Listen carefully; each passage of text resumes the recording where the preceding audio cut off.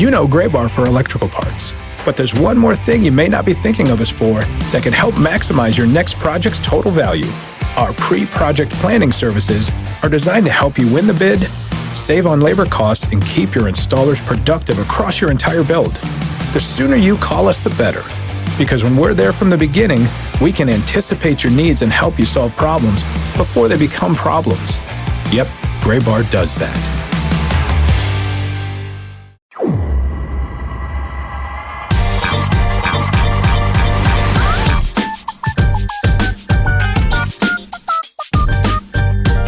Welcome in this week's episode of the Show Before the Show podcast from MILB.com. I am Tyler Mon alongside Sam Dykstra. Hi, Sam.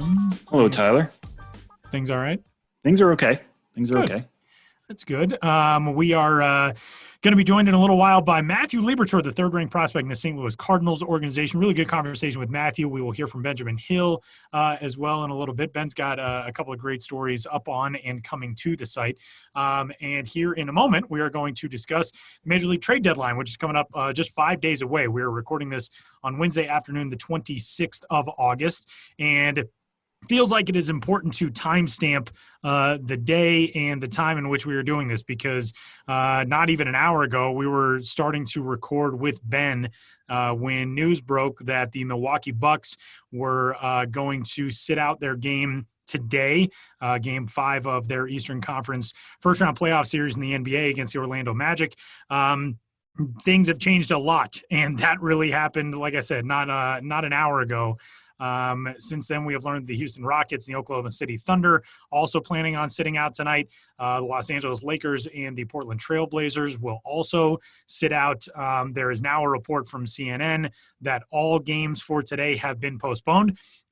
This is a term that I have just learned from some people on social media. This is apparently what is called in the labor world a wildcat strike, which is a strike undertaken by unionized workers without prior authorization or approval from the union. This is something that comes about when circumstances call for it. And the reason that we are talking about this is recording this on Wednesday afternoon, as 2020 has shown us a lot more is going to come.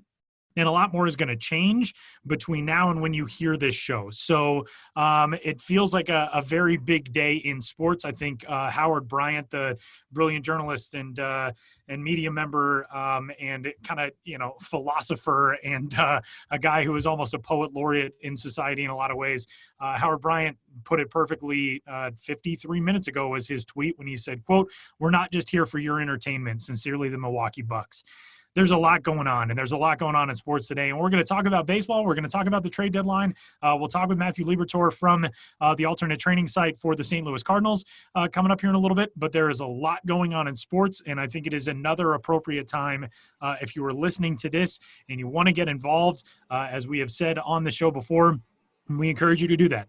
We said back a couple of months ago when we talked with Nick Heath and when we had conversation with Josiah Gray before that, when things were really starting to shift on the landscape, Black Lives Matter. Sam and I have been trying to figure out how to have conversations with members of the baseball community in which we could discuss the issues that are at hand while also being mindful of the fact that we are two middle-class white guys who grew up in a very different world than a lot of what we're seeing. And for Jacob Blake and for George Floyd and for all of these conversations that we are having, it's important today to point out that we are all living through history, and to be recording a podcast and talking about minor league baseball on a Wednesday afternoon, by the time you hear this on Thursday morning or whatever it is, it's going to be a different world than right now when we are sitting talking about this. And I think that's just something for us to be in mind of.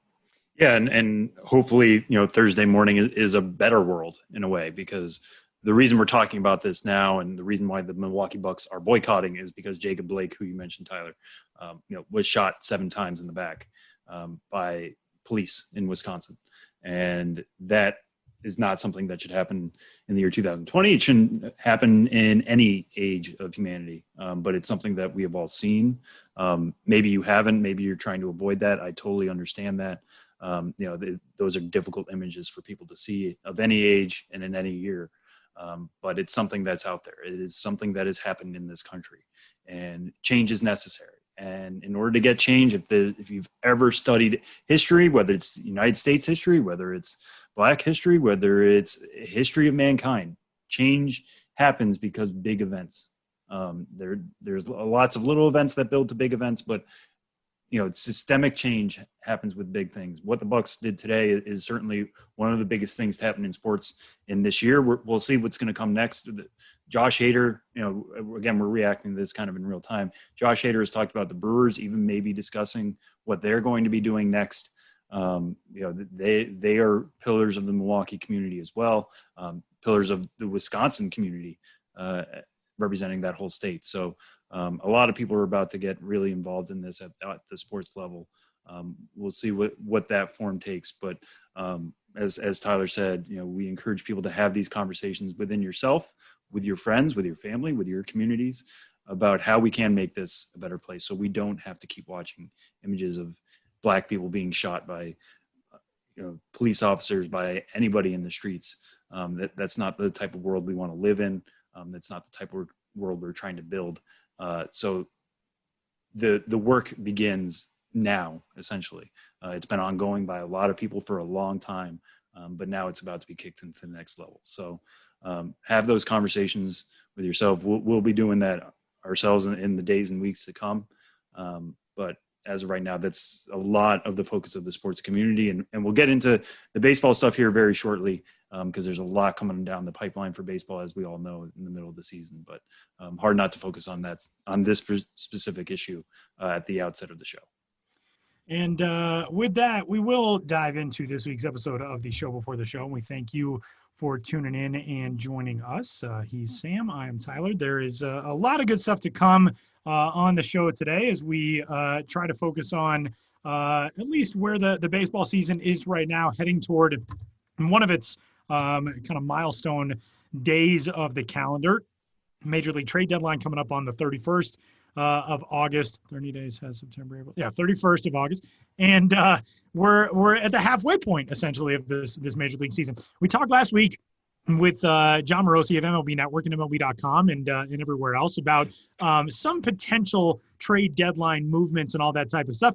Now the scene shifts and circumstances around teams shift. I know JP was just tweeting yesterday, or it might have been even earlier today, about how the Cincinnati Reds now are in a much different place than they were even this time last week with how much they've struggled as of late. Did they try to trade Trevor Bauer? What does that mean in terms of a haul, possibly prospects that they could bring back in return? But Sam, with where we are right now, how is the deadline shaping up to you?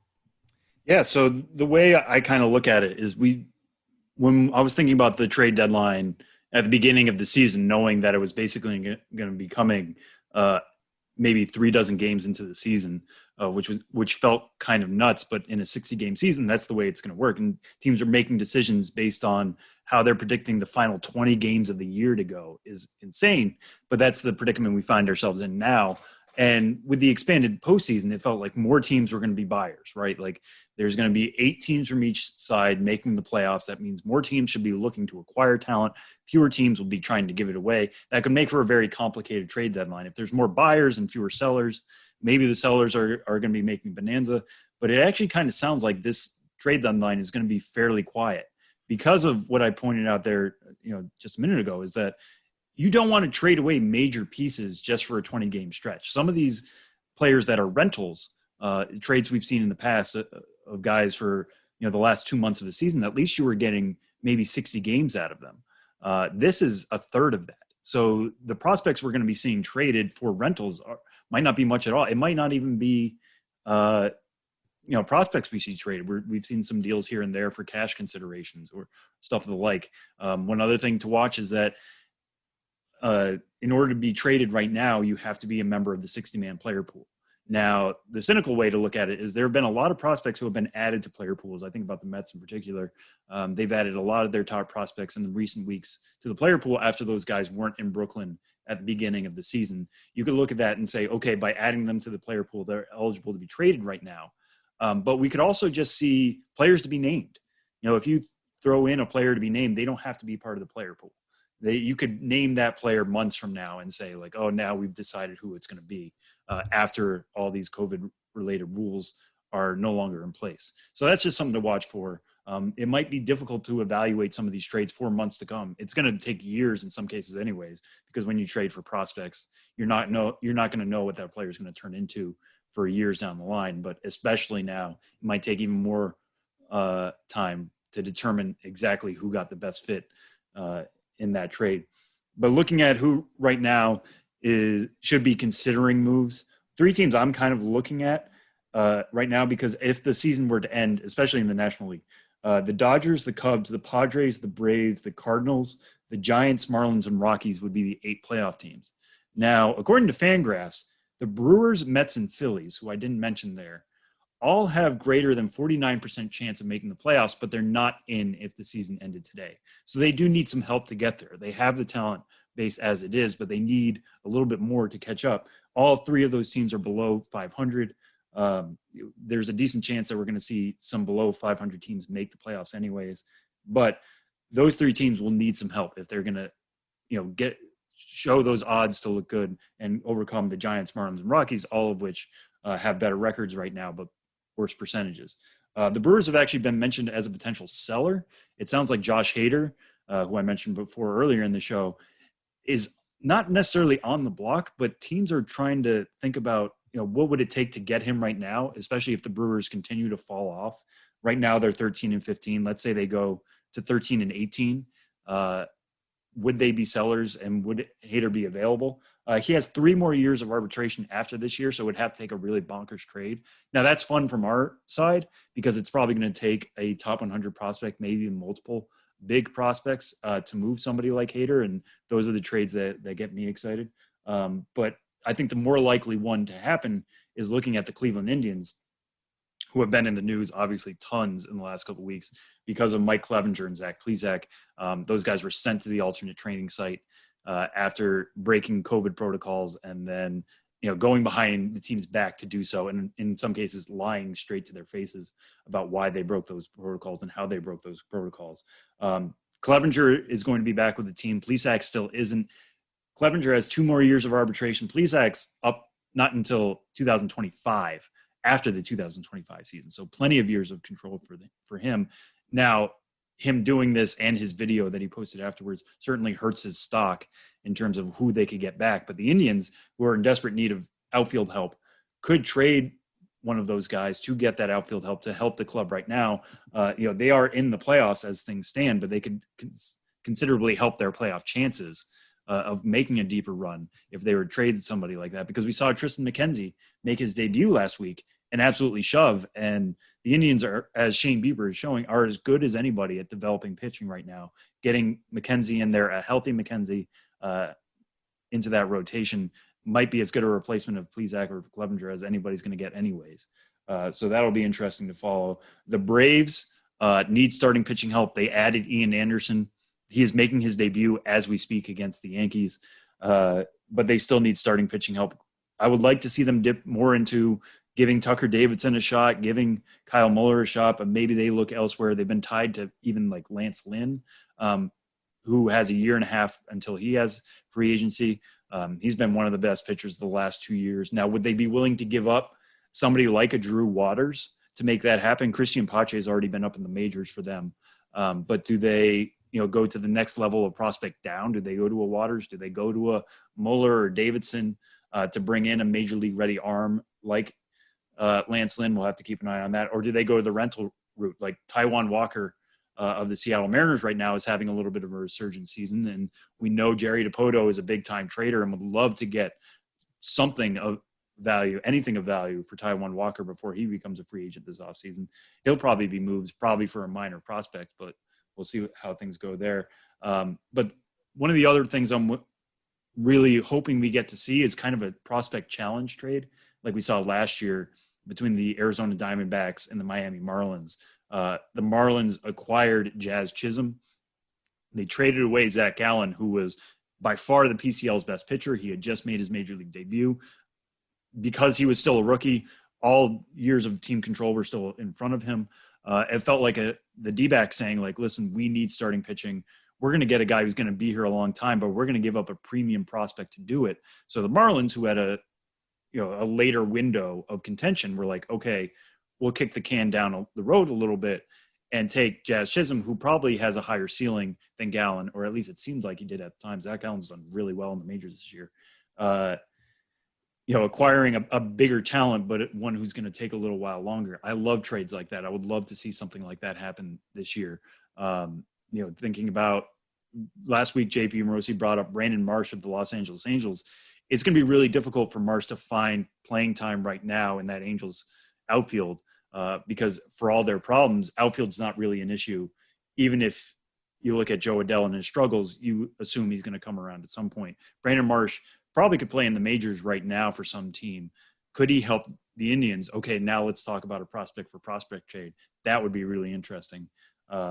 Those are the types of things we're going to have to look out for this year. It's going to be a unique trade deadline for many reasons. I don't foresee a blockbuster happening, barring a Josh Hader getting traded, or the Red Sox, God forbid, have been thrown around with the idea of what if some team comes and blows their socks off for Xander Bogaerts, something like that. I don't see that happening, but the trade deadline, the crazier things have happened. We could have another year in which we think nothing happened, and then Zach Greinke all of a sudden gets traded, something of that caliber. The trade deadline is always a time for surprises. So right now it's setting up for kind of a quiet one, just rentals and not many prospects coming back. But I would love to see one of those prospect for prospect trades, especially in a year in which so many guys are making their debuts and so many teams are making space for younger talents because they have nowhere else to play. So that's what I'll be watching for on August 31st. It is coming up just 4 days away by the time you hear this. And one of the guys who will not be on the move, but has already been on the move once this year, is Matthew Liberatore, a third-ranked prospect in the St. Louis Cardinals organization, a former first-round selection of the Tampa Bay Rays, who joins us from the alternate training site for the Cards in Springfield, Missouri, home of the AA Springfield affiliate. Matthew Liberatore, next.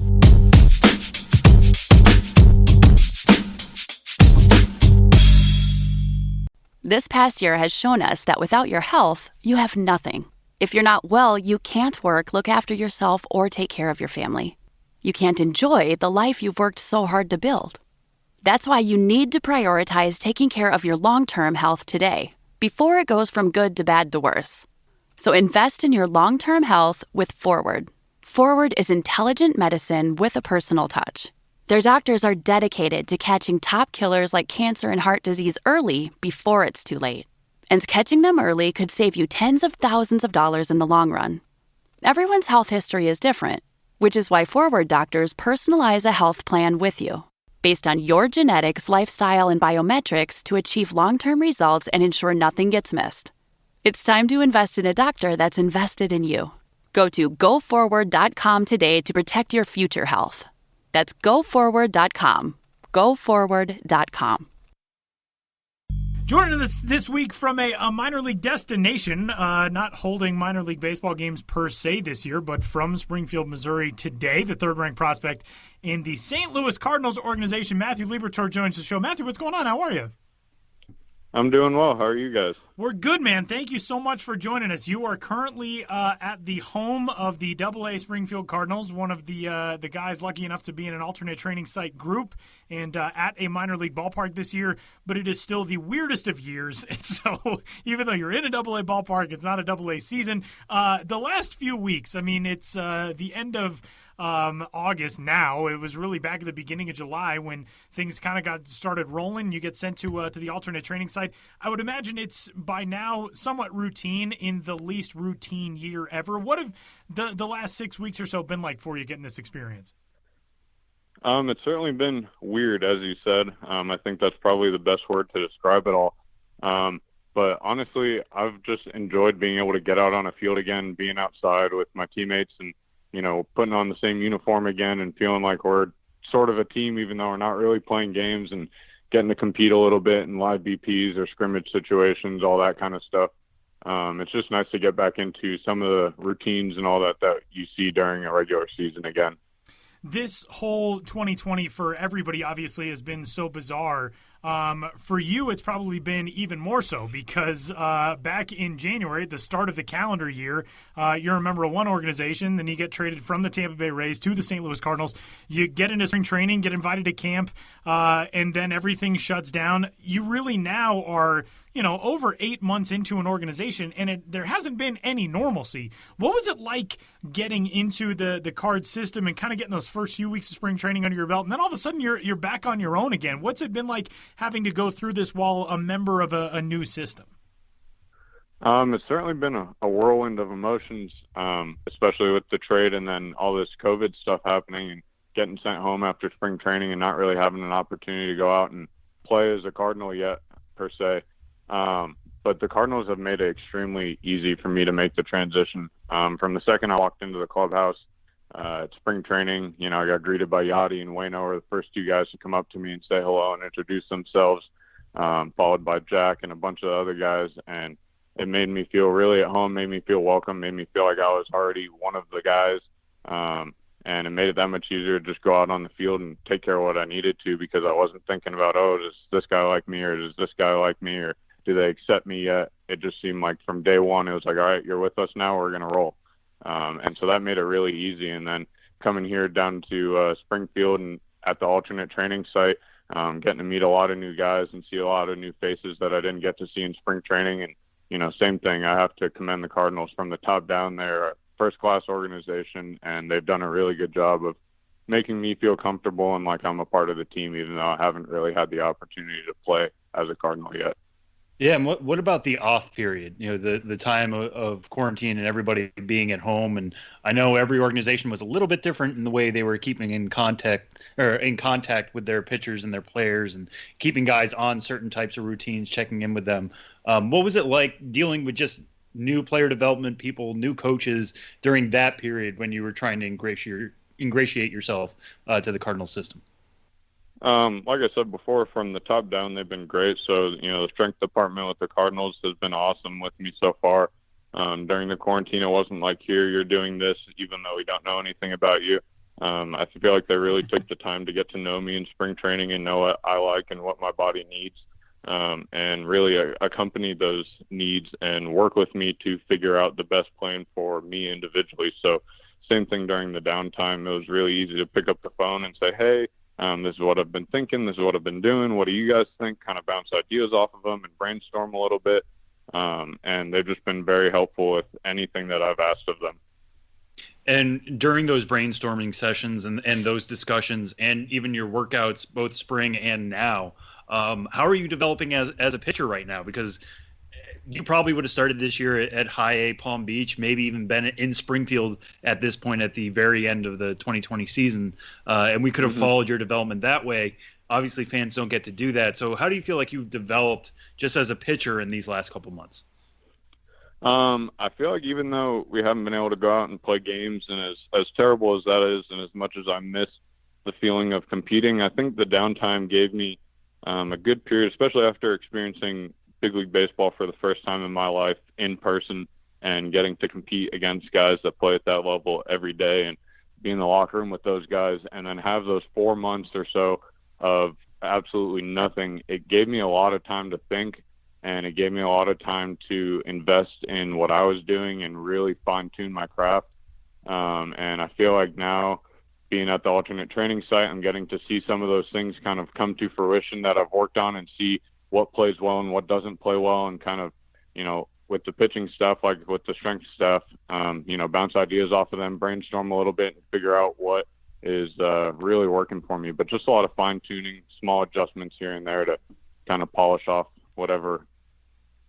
Matthew, so much of this has been kind of learning on the fly for not just players, but I think organizations as well, in terms of, what the alternate training site routines would look like, and being able to maybe play some games. There's been discussion of adding more players to these groups, so games would be more possible, especially ahead of the trade deadline, all that. How, from the time when you first got to Springfield to now, what's an average day look like for you now, and how has it evolved over the course of the last few weeks to make sure that you're, able to do everything that you want to and need to get done on a daily basis? So they have us staying in a hotel right by the field that's within walking distance. That's nice. Not everybody needs a car. We don't need to all cram into one car and get everybody to the field. And they have the whole 8th and 9th floor completely blocked off for Cardinals players only. So we don't get a lot of foot traffic, not any random people coming up to our doors and spreading germs or anything like that. And then depending on the day, we usually start around 3:30 or so report time, and then go out and have a stretch, play catch, do our PFPs, get our conditioning in. Kind of like a normal day leading up to a game. We'll go through BP then, so pitchers will shag and finish their conditioning. And then once shagging's over, the starting pitcher will go get ready, and then we have a live BP with a semi-full field or so. But give those guys a little bit of that competitive environment and let guys get their work in.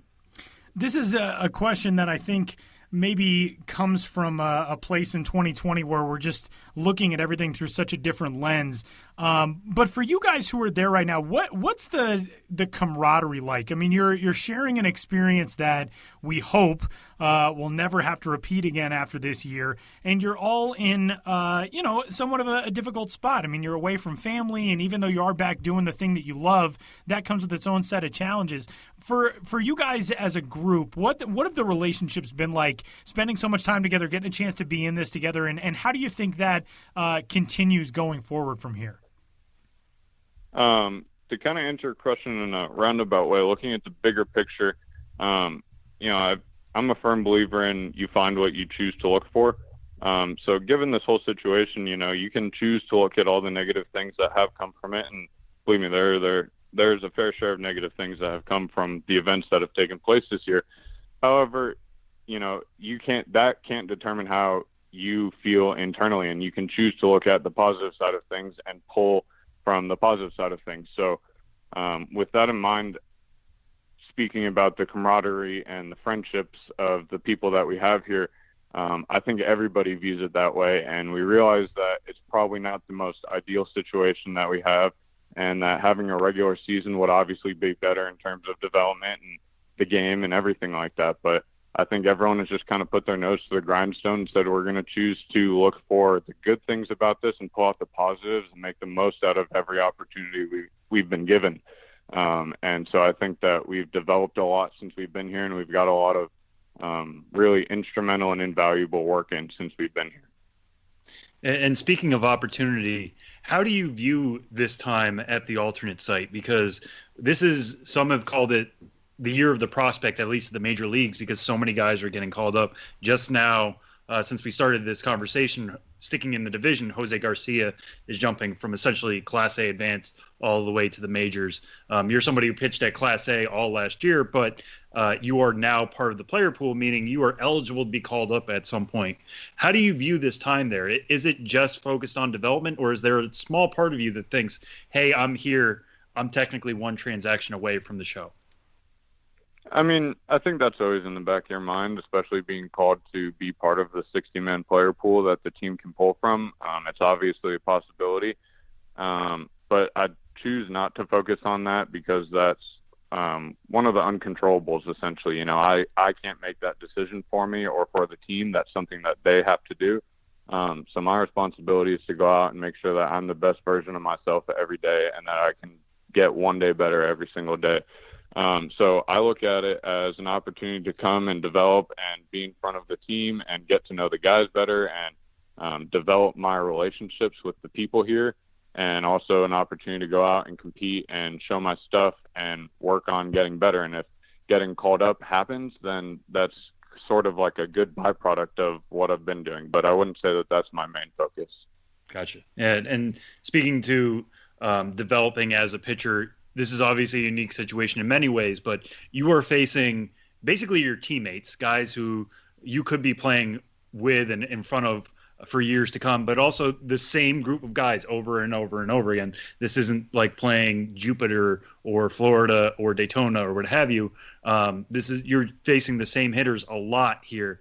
What is the nature of that aspect of this and trying to adjust to hitters you're seeing a lot and have them adjust back to you and playing that game of chess against your own teammates? I love it. That's one of my favorite parts of the game is the mental side of the game. So, in a regular season in the big leagues, you're going to face teams multiple times. They have the scouting reports. They know who you are, what you throw, how your stuff moves, all that kind of stuff. They have all of that prior to the game. They know everything about you. So similarly here, when we get to face guys over and over and over and over again, they get to build up a scouting report on stuff that we have and what we've been throwing and the tendencies that we have. And then the hitters get to come out and kind of use those against us. I think it's really good for our development because we kind of get to play that chess game that you would get within a regular 162 season game in only a short amount of time, but because we're facing those guys over and over and over again. And so I think it helps a lot because it's not like you can just get guys out based off of pure stuff anymore. You have to learn how to pitch. You have to learn how to pick up tendencies in their swings and their approach and things that they can and can't do or things that they're good and not good at. So that's my favorite part of the game, and I love that side of it. And in terms of stuff, what do you feel like is the biggest adjustment you've had to make? Because you're a top 100 prospect for a reason. People really like your fastball. Your curveball is a plus pitch. Changeup has a chance to be above average, and you throw a lot of it for strikes. But going up against these guys and playing that chess match, what are some of the biggest adjustments you've had to make in terms of your arsenal so far the last couple of weeks? Honestly, I'd say the biggest challenge so far. So just to back it up and give you a little bit of a backstory, we've been using a TrackMan zone at our training site here. So we don't have a human umpire. There is no human element to calling balls and strikes anymore. So it gives us a very true perspective of what the strike zone actually is. And so the biggest adjustment for me has been dealing with what I thought I was throwing for strikes are not so much strikes as I thought they were. Interesting. So adjusting to the zone, I would say, has been the biggest difference for me. Matthew, let's talk about the trade to the Cardinals organization. You get that news in January, and obviously it's going to shift the whole track of your career, but it also puts you on a cool track in a friendship sense, in that you are reunited with a guy that you've known for a long time, played with USA Baseball, with the U18 national team a couple years ago, and winning a World Cup championship in Nolan Gorman. That whole situation, you get traded, a year and a half into your pro career. It's going to be a little rattling no matter what. But how cool is it that you get to go to an organization where one of your best friends is, and now you guys get a chance to go through something like this together? It's certainly been one of my favorite parts of the move that was made, in my opinion. Not only because it made it much easier for me to transition, where he could kind of introduce me to people and say, hey, I know this guy, you know me. So it was a little bit easier to make a connection. But I don't think he gets enough credit for how intelligent he is and how cerebral he can be. And so it's been awesome to be able to, sit down at night after we get done at the field, 6 feet apart, obviously, and talk about stuff that we saw that day and how my stuff looked or how his swing looked, and bounce ideas off of each other and brainstorm and talk about baseball or life or whatever. And we can just have really intelligent, deep conversations about what's going on. And I feel like that aspect has helped me grow as much as a person and a player as anything else has. That team that you got a chance to play on, the U18 national team, we look at the amount of guys from that roster who now are at alternate sites or are kind of already, it feels like in some ways, knocking on the door of the big leagues. But you were on that team. Obviously, Nolan Gorman's on that team. Tristan Cassis was just added to Boston's alternate site player pool. Jared Kelenic, there's been so much talk about if this was a regular season, maybe he'd be in a perfect scenario, knocking on the door of the big leagues in 2020. We had just a conversation recently with Ryan Weathers on the podcast. The amount of talent that was on that team, I think there were a dozen or more first-rounders from that team. What was that group like? You guys go and win a championship and dominated that event, and especially on the pitching side, just ridiculous. What was that whole experience like for you being around a group that talented? When I think back on it and I take into consideration everything that you said, I think the best way I can describe it is like a dream. Like sometimes I feel like I have to pinch myself and say, like, did we really assemble a team that had that many guys on it, that had the Ethan Hankins and the Jared Kelenics and Kumar even, who's probably going to be a first-round pick out of Vandy next year. Our team was unbelievable from first pitcher of the game to the last pitcher of the game, from first hitter of the game to the last hitter of the game. It was like you could come up, we're down 4, with 2 outs in the bottom of the ninth, you put anybody up to bat, and I feel like we could still win that game right now. And that was the most incredible experience that I think I've ever had, minus maybe coming to big league camp this year. The feeling of being able to represent your country and do what you love and do what you're best at. I don't know many feelings that can match that sort of patriotism feeling. The amazing thing, too, you talk about that opportunity to come back in a situation if you were perhaps down by 4 runs. I just want to point out to everybody that the U.S. played 9 games in that tournament and allowed 5 total runs, 3 of them earned. So the likelihood that you were going to be down by 4 at any point was pretty small, but pretty impressive group, to say the least. Sam? Absolutely. Yeah, and whether it's like Nolan or somebody else on that team, I saw this interesting quote the other day about Blake Snell saying he faces Aaron Judge and he can't look him in the face because Aaron Judge might smirk at him and try to get him off his game. If you face anybody from that team, or Nolan now, like in alternate training site stuff, what do you do when you're going up against somebody you've played with, that you're good friends with, that you've won a medal with? How do you approach something like that? I love competing like that. And for me, it's like when we step between the lines, we're not enemies, but we're not teammates at that moment. If no one gets in the box against me, I'm trying to get him out. I don't want him to have the satisfaction that he got a hit off me, or that he even put a ball in play off me, or same as if I faced any of those other guys. So, I love competing, and I feel like I'm also good at separating in between the lines and outside of the lines.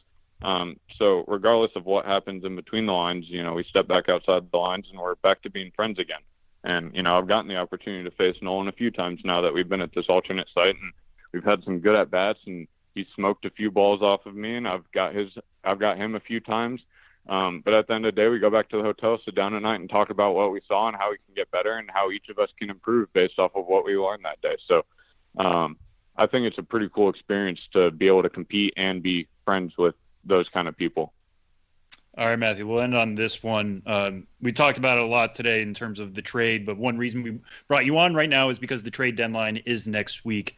As somebody who has gone through this before and, maybe touching on some of the experiences you talked about before, what's advice you would give for a young player who gets traded, who all of a sudden has to, get used to a new organization, switch sides like that quickly? What advice would you give to somebody in that situation? I want to first say that, I loved playing for the Rays organization, and they were also a first-class organization. But my one piece of advice, because coming out of the trade, coming from somewhere where you felt like you were wanted, not to say that I was never not wanted, but obviously, when a trade is made, another team wants you more. And I was scared of going to another team and having to go back to being the small fish in the big pond and working my way up and meeting new people and establishing myself again and all that kind of stuff. And my advice would be, change isn't always bad. Change can mean growth. Change can mean that you're going to experience things that you wouldn't have otherwise that can make you a better person or a better player. So don't be afraid of moving teams or having a new home or a new place, to call home. Be open to it. Be open to learning. Be open to growing. Be open to experiencing new things and widening your horizons. I think that change is a good thing for people, and I think that it can elevate someone's career as much as it could hurt a career. Like I said before, it's what you choose to look for. So if you go into it with a negative attitude and you expect bad things to happen, it's exactly what you'll find. But if you come into it with open eyes and open ears and you're ready to learn and ready to grow and develop and experience new things, then that's exactly what you're going to get, and you can create whatever kind of experience you want to have. So my biggest advice is don't be scared of change. That is pretty great advice, and I think not just in a baseball context, but in a life context, a lot of people can take a lot from that. And it's going to be fun to, finally get all of this back out on real mounds and real fields and all that in 2021 and beyond. Matthew Liberatore, the third-ranked prospect in the St. Louis Cardinals organization. Baseball's number 61 overall. Matthew, big thanks for joining us, man, and enjoy the rest of the time in Springfield and headed toward the fall. And we'll keep following you wherever you are. Thank you. I really enjoyed it, guys.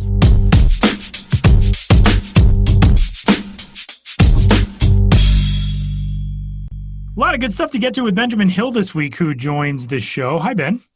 Hello, Tyler, and hello, Sam. I am I'm wearing flip-flops right now, which is Nice. I don't really wear them inside very much, but it's one of those real cheap pair of flip-flops. You know, the ones you buy like a dollar store. They always basically look the same. But you know, sometimes when I'm going to check the mail, I don't want to put my shoes on, so I just slip on these real cheap flip-flops, and then I just find myself wearing them, and I find myself recording podcasts on them, such as this one right now. So that's what's new with me. Is that the vibe you're going for this week, Ben? Just flip-flop, yeah. flip-flop vibe. Yeah. Oh man. And when I walk down and up I live on the 3rd floor, so you know I'm in great shape and always, of course, take the stairs. And these things just, I mean, I know why they call them flip-flops now. They just flip, flop, smack, smack, smack. I hear them echoing up and down the stairwell, and I'm a kind of self-conscious person, and I start to feel self-conscious just going up and down the staircases in my flip-flops. Sometimes if it's late at night, I'm like, ooh, it's too late for me to go down the stairs wearing flip-flops. I'll wake up the neighbors. Yeah, it is. Benjamin Hill in his redacted year on Earth, now discovering why they're called flip-flops, just made my day. I get it now. I understand. Yeah, well, you know, it took me a while to figure it out. I'm like, man, these things are like flip, flop, flip, flop. Oh, I didn't get it. Oh man, well, let's dive right in to the conversation of a few different topics with Ben this week. One story that is up on the site right now that you can go check out at MILB.com. Continuing along as we profile some of the biggest fans across minor league baseball. A guy who we probably could have included in virtually every single story about the biggest fans of minor league baseball. He's one of my favorite dudes on Twitter. I have never met him, but I've gotten to know him over quite some time through social media, and he was in the MLB Fan Cave several years ago, maybe the biggest hat collector of them all. He is also a tattoo collector, and Ben got a chance to talk with Benjamin Christensen, who you may know on Twitter as Shaka Brody. He does some stuff with Hat Club. He does a lot of stuff about his tattoos. Several years ago, I feel like it was somewhat a story. Oh, this wacky guy has all of the major league mascots tattooed on his torso. He's now in the process, though, of getting every minor league team logo tattooed on his legs, which was something I was not at all aware of. And it's a great story that's up on the site right now. Ben, take us through the story of Benjamin Christensen and talking with him about this. Yeah, well, Tyler, you set it up really well, and that is what the story is about. One of my favorite stories that I've written here in this 2020 non-season, just in terms of being able to talk to Benjamin, who goes by Benjamin. And I vacillate between Ben and Benjamin, but he's all Benjamin all the time. But just talking to him and just talking to someone who loves baseball, minor league baseball, and who goes to great lengths to show it. In 2011, Benjamin, who is a Oakland A's fan, pretty much since birth, but, he went on to live in Stockton and saw Ports games. He was a bat boy for the Bakersfield Blaze later on. He went to college at University of Oregon and therefore went to Eugene Emeralds games. So, he's always had the minor leagues, kind of interwoven in his life, as well as the major leagues and Oakland A's fandom. And Tyler, as you mentioned, 2011, when he was living in Eugene, he forged a relationship with a Eugene-based tattoo artist, Felix the Tat Epperson. And he got these major league on each rib cage, all 30 major league mascots, this sprawling, eccentric collage. But then cut a couple more years later, he's still living in Eugene, and he takes part in a Eugene Emeralds Bats and Tats promotion. And he gets the Eugene Emeralds new logo tattooed on his leg, on his right leg, I believe. And that starts him off on a minor league tattoo odyssey where one leg is for teams east of the Mississippi, minor league teams. The other leg is for teams west of the Mississippi. And he is in the process, and it's taken years, and it's going to take many more years, of getting literally every team tattooed on his leg, starting at the bottom, literally the bottom of his feet. Or at least his ankles with rookie level and Class A, and working his way up his legs, to AAA, and then eventually having the minors blend into the pre-existing major league tattoos on his torso. So it's this crazy in-depth tattoo project. He's got a ways to go. He's roughly in like Class A short season, Class A right now. He's got more done on the west of the Mississippi leg than the east of the Mississippi. And it's not just a team logo and that's it. He'll combine a franchise's different identities or logos or locations. So it's a real kind of a project for him to be creative with it. and kind of figure out how he wants to represent each team. Like he has a tattoo. There's the Grand Junction Rockies right now, but he has that team represented by each of their 2 prior locations, the Butte Copper Kings and the Casper Ghosts. He has a tattoo of the Casper Ghost with a Butte Copper King crown on its head. So it's that kind of thing, representing these teams in really creative ways. And it was fun to talk to him. And if this kind of extreme fandom and eccentric minor league baseball behavior is something you're into, check out that story. I enjoyed writing it. Benjamin Christensen on his sprawling minor league baseball tattoo project. One of my favorite elements of it, he makes a comment. You asked him essentially, are you going to have enough real estate? And he said, as the tattoos start to get higher and higher up his legs, it's going to get a little bit dicey. But it seems like he's got a plan to get everything to fit. Yeah, I think so. I don't think he was going super extreme as we're talking about moving up the body, but I've never gotten a tattoo, so I can't really speak to it. But even just thinking about getting a tattoo way up on the upper thighs just sounds painful to even think about. And he's going to have to take advantage of pretty much every available inch to get, something approximating 160 teams up his leg. And yeah, AAA is going to be pretty dicey. Well, that kind of leads to what I was going to ask is there a plan already in place here? I mean, you talk about one side is for east of the Mississippi, one side is for the west of the Mississippi, but does he know exactly where everything's going to go, or is this just piecemeal as it goes along? Because I imagine this is an expensive process. Yeah, it is piecemeal. He kind of, researches it on his own time, saves up money on his own time. He said, this COVID reality is obviously awful in a lot of ways, but he said, hey, at least it allows me to, research my tattoos. Because, as I was saying, he picks kind of idiosyncratic ways to represent these teams. So it requires a lot of research and creativity, but it's just kind of a catch as catch can thing. He said basically if he's going to be, and he lives in, Oakland now, so he has to drive like 540 miles to Eugene to get these tattoos because he's keeping his relationship with the same guy who's done his baseball tattoos going back a decade now. So he says basically, it'll be maybe 8 at a time, 4 on one leg on one day and 4 on the other leg the next day over a 48-hour period. And then that'll be it for however many months. So it's real piecemeal. He just goes up, with a vision just for each round of tattoos and then researches the next one. So who knows how long it'll take or what it'll look like when it's done. But I think it's an interesting thing, even if you're not a tattoo person, but just to think about, wow, what if I could create this sprawling minor league baseball artwork just of all the teams and all the ways they would intertwine and flow into each other based on the names of the teams, the areas that they used to be located. It's kind of a fun thing to think about in that regard and how creative you could be in representing that visually. I will say that between his hats and his tattoos, I am very envious of Benjamin Christensen's disposable income because he's got a lot of cool stuff that he's able to collect. His hat stuff, by the way, for the million people who, whenever the hat conversation comes up and I'm involved, ask, how do you hang those on your wall? Benjamin Christensen was the inspiration behind that. He had a video that, weirdly enough, was up on YouTube where he described how he hangs his hats, which is the same method that I use. That was somehow, and he told me this several months ago, his video was taken down on some kind of copyright claim, despite the fact that it's literally just like him sitting in a room recording it on his phone. But there is a copy of the video that somebody else somehow has who he did not know. They uploaded it, and so it is still on YouTube. If you want to search how to display your new era caps for anybody who's been interested in seeing Benjamin Christensen stuff or seeing my pictures. But there's a lot of good photos in Benjamin Hill's story of the minor league tattoos as well as the major league stuff and some of Benjamin Christensen's hats as well. He's also got a tattooed bow tie, which he's perfected the miming of grabbing the bow tie. That's in the main header photo, and I enjoy that very much. Ben, let's continue along. The Rochester Red Wings are in a unique circumstance this season, or lack of minor league season. We talked obviously about the Buffalo Bisons and how they are playing host to Major League Baseball this summer at Salem Field. For Rochester, a Minnesota Twins affiliate, they are also playing host to baseball of a Major League Variety this year. It is not Major League ball, but it is alternate squad, alternate site ball for the Toronto Blue Jays, which is kind of interesting as a Twins affiliate to be hosting another team's players. But Rochester has an interesting method of trying to get their fans involved.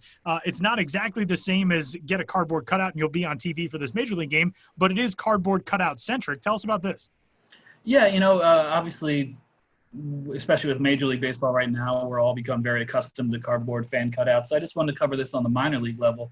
We're so deep into the weirdness of 2020 now that this all makes sense. Like, oh, right, Rochester, a AAA Twins affiliate, is hosting the taxi squad of the Toronto Blue Jays, but no one's allowed in, so they're now putting cardboard cutouts of their fans. But I was interested in how this worked on the minor league level where, the minor league baseball, it's a smaller, operation by its nature. And these games aren't on TV, so you don't really have that element. But, the team wanted to populate their ballpark while baseball was being played with their fans. And they also wanted to, do something creative and, again, get some revenue.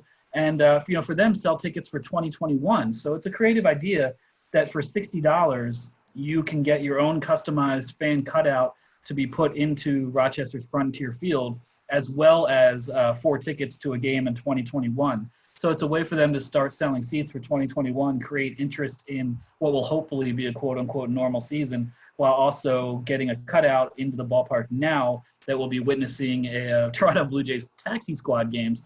And also, once the taxi squad season is over and the Toronto Blue Jays organization leaves Frontier Field and leaves Rochester, then fans can go to the ballpark and pick up their cutout and have it as their own souvenir. So I just kind of wrote about how the team went about, devising and executing this particular offer. Some of the creative cutouts they have, the team did some of their own franchise icons, like Milo the Bat Dog and the beer vendor Conehead, who's also a very well-known vendor in Buffalo as well.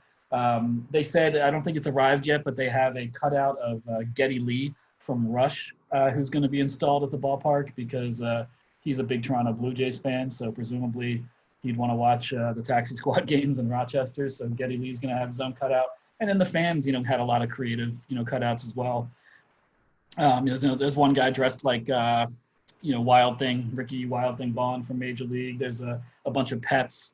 There's some Twitter avatars. So just kind of focusing on this bizarre mix of fans in the seats at Rochester, how the team pulled it off. And it's now associated as a major league phenomenon, these cardboard cutouts, but it's happening in the minor leagues a little bit as well. Rochester, Lehigh Valley, which is hosting the Phillies taxi squad. I think they have some cutouts. Lansing with their in-house collegiate circuit that they created. I think the Lugnuts, they had some cardboard cutouts. So we're seeing them around the landscape a little bit. And it's just, I think when we look back on 2020, hopefully it will be a total anomaly. But I think we will look back and remember very much so when it comes to baseball, cardboard cutouts. So, I just wanted to cover that a little bit. Some cool stuff that is up on the site right now at milb.com. Benjamin Hill you can find on Twitter at BensBiz. And thanks, man. We'll do it again next week. Yeah, sounds good. And I'll probably still be wearing these flip-flops because, it's during the day and I don't care how much noise they make. Still summer for a little while. Rock them as long as you can. That's right. Flip-flop summer.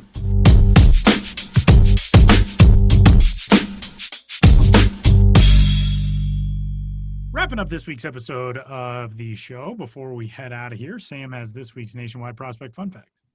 Yeah, so this one, we've kind of gone on debuts recently for Prospect Fun Facts. And so I'll give you one here real quick. And this is going to, I like doing these trivia questions for Tyler. So of the players to make their 2020 debuts, and as we sit here right now, it is 144, and I'm including Ian Anderson because he's debuting as we speak. But there have been 144 players to make their debuts this year. The top 3 oldest are either from Japan or South Korea, in Shun Yamaguchi, Shogo Akiyama, and Kwang Hyun Kim. But the oldest player from the Western Hemisphere to make his debut this year, can you guess who that is, Tyler? I feel like this is not just ranked prospects, correct? This is anybody. This is anybody. Eddie Alvarez. Darn you. I was going to give you a hint, and you got it anyway. Just watch the Real Sports on him, so figured that had to be it. I've kept an eye on him. Wrote a story about Eddie a couple of years ago. But if you're not familiar, Eddie Alvarez, the former silver medal winning speed skater for the United States in the Sochi Olympics, who made his major league debut a couple of weeks ago now with the Miami Marlins, but was signed by the Chicago White Sox. He is one hell of a story. And I think 30, I want to say. It's exactly so. He's 30 years old in 188 days when he made his debut. So he was the oldest stateside, Western Hemisphere, whatever you want to call it, player to debut this year. Those other guys, Yamaguchi is 33, Akiyama is 32, Kim is 32. Right after Eddie Alvarez is Dakota Backus, the White Wall Ninja, who we know also had a very long road through the Oakland A's and Washington National system. The White Wall Ninja, I feel like you have to at least give a little explanation, because anybody who hears that nickname is going to be like, what, if they don't know the story already? I guess we haven't explained that on Twitter. And it's too bad Ben's no longer with us. No longer with us. That sounded really bad. Ben on is the not, show. We're no longer recording with Ben. Yeah. God bless you, Ben. No, Dakota Backus, Ben a couple of years ago went to Beloit on one of his many sojourns and many travels, and just found this really interesting story of a relief pitcher for the Beloit Snappers who would wear all white, they were playing at home, and then would kind of like wrap his face and just blend into the wall in the outfield. He would be in fair territory, just hanging out on the wall, and because umpires aren't looking for players against the wall for every innings, he would just hang out there, and he called himself the White Wall Ninja. It was one of the most fun stories Ben has written from his travels, I think, at least involving a player. So that was a long time ago.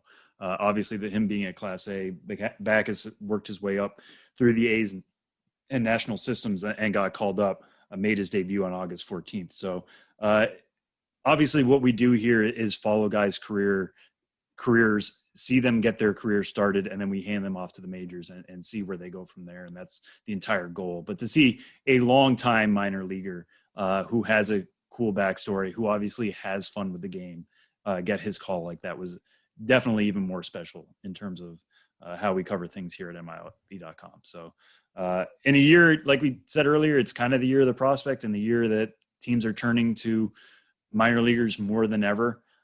Even the old guys are getting their chance, which is great to see.